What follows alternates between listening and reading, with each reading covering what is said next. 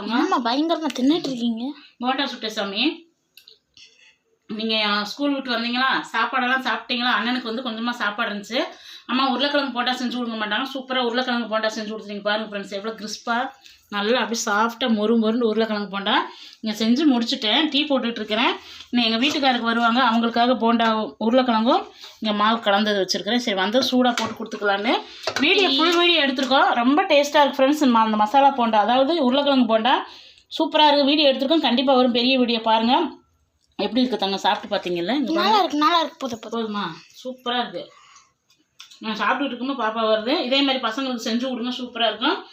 அதே மாதிரி நேற்று ஒரு சப்ஸ்கிரைபர் என்ன கேட்டிருந்தீங்க, அக்கா வந்து சூரசம்ஹாரம் என்னென்னு கேட்டிருந்தோம். நான் விரிவாக்கமாக சொன்னேன், நீங்கள் பாப்பாட்ட சொன்னீங்க. கண்டிப்பாக ஃப்ரெண்ட்ஸ் எல்லா கமெண்ட்ஸுமே நாங்கள் படிக்கத்தையும் செய்வோம். நீங்கள் சூரசம்ஹாரத்துடைய விரிவாக்கம் என்னென்னு சொன்னீங்க, அது எல்லாமே எனக்கு பிடிச்சிருந்துச்சு. பாப்பாட்டையும் சொல்லியாச்சு. நீங்கள் படிச்சிருக்கவே மாட்டீங்கன்னு நினைங்க. நாங்கள் எல்லா கமெண்ட்ஸும் படிப்போம் ஃப்ரெண்ட்ஸ். நீங்கள் தொடர்ந்து கமெண்ட்ஸ் கொடுங்க, நாங்கள் படித்து ரிப்ளை பண்ணிக்கிட்டு இருக்கோம். நாளைக்கு வேறு ஒரு டிஷ்ஷில் சந்திக்கலாம் ஃப்ரெண்ட்ஸ். Bye friends. இதேமாதிரி பசங்களுக்கு ஸ்கூலை விட்டு வந்து சொருக்கு ஈவினிங் ஸ்நாக்ஸ் இதேமாதிரி போண்டா செஞ்சு கொடுங்க. உருளைக்கிழங்கு போண்டா சூப்பராக இருக்கும். சாப்பிடுங்க பாப்பா.